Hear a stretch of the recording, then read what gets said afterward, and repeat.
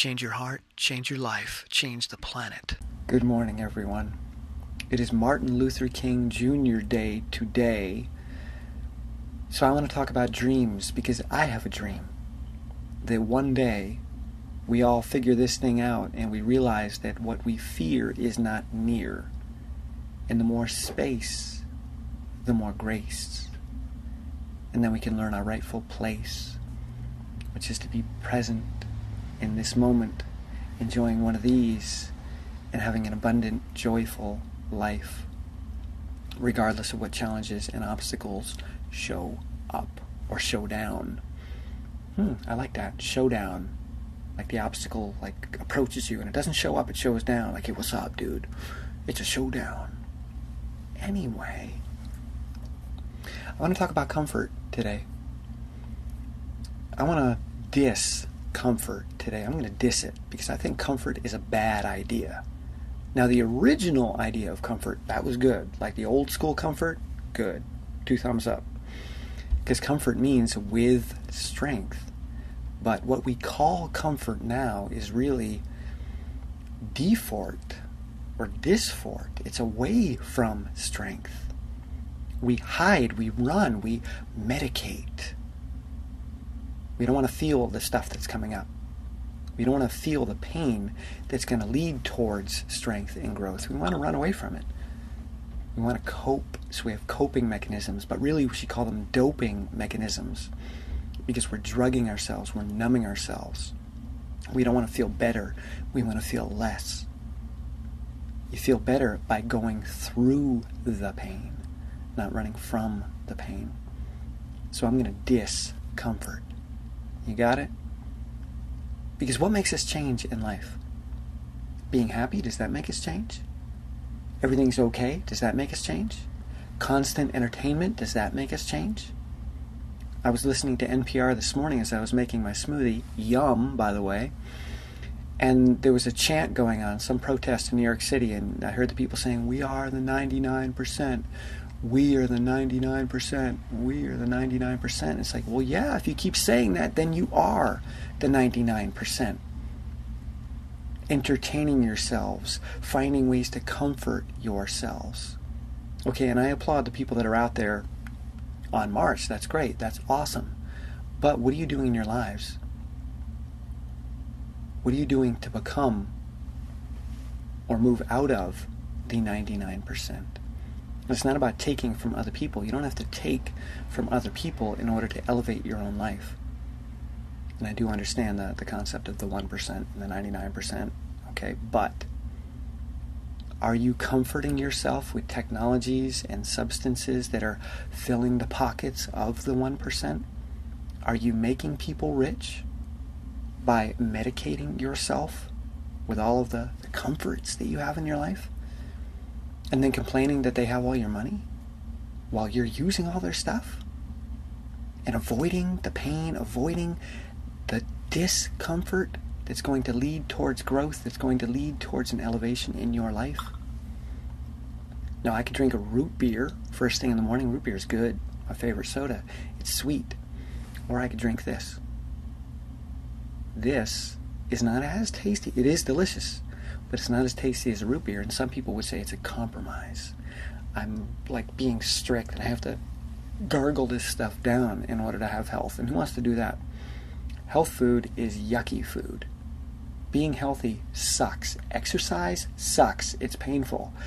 Getting rid of fast food, getting rid of pizza, getting rid of ice cream, getting rid of cheese, that sucks. I have to feel something if I get rid of that stuff. I have to feel something when I'm exercising. I have to be present to discomfort when I'm doing that. And I don't want that. Give me a pill so that I can feel less. I don't want to improve. I don't want to grow. I just want to feel less. I want to be numbed out and I want to be entertained. I don't want to change. I want to be in the 99%. I like it there. It's comfortable. I've got toys. But do you have poise? That requires dealing with your discomfort. So let's discomfort. Let's sit with our pain. Let's sit with it. Let's not try to push it away or medicate it or ignore it or no. I don't hear it. It's not there. Let's sit with it. Let's get present to it. What's it saying? Can you create some space? Can you create a gap? Can you give yourself a little bit of distance so you can step back and be an observer? And say, oh yeah, there's some pain in my body. Or there is some pain in my mind. But it is not me, and it does not define me. It's an experience that I'm having.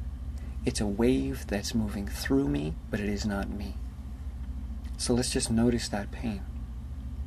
When you exercise, notice the discomfort. What's it feel like?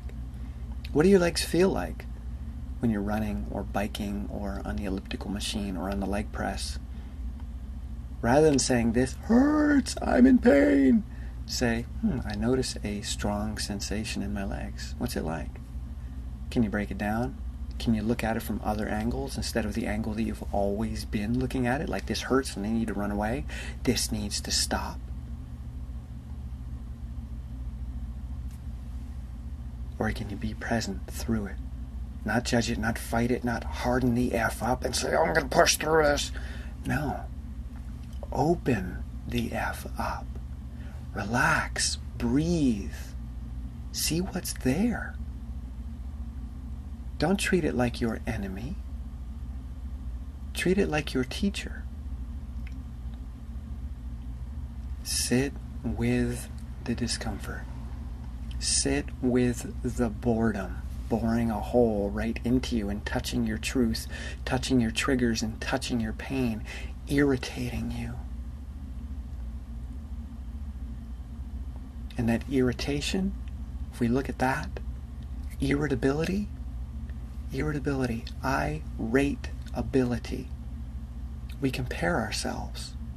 A lot of that pain comes from us rating our ability compared to others. This is what procrastination is. It's I rate ability.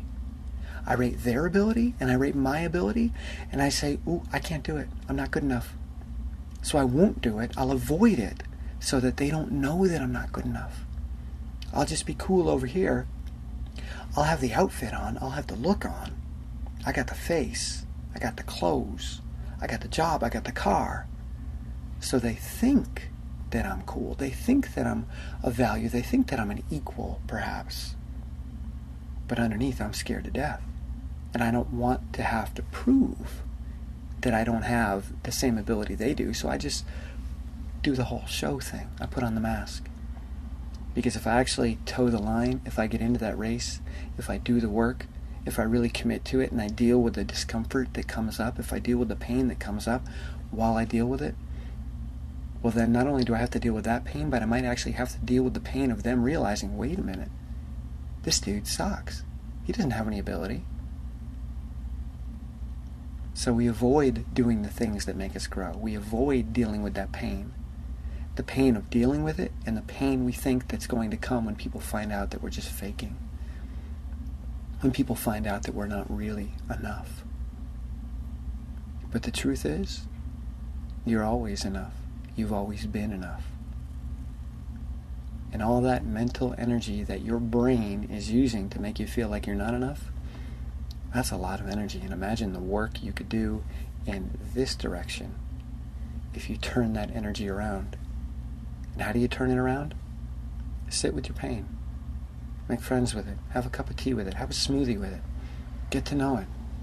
Embrace it. Discomfort. And work with your strength. Strength is built by sitting with pain. Compassion. To be with suffering. Self-compassion. To be with your own suffering. Sit with your pain. Make friends with it, love it, nurture it, tie its shoes, dust it off after it falls down, send it back into the game with a kiss on the cheek. All right? I have a dream that maybe one day you'll get this, and it'll change your life like it's changed mine.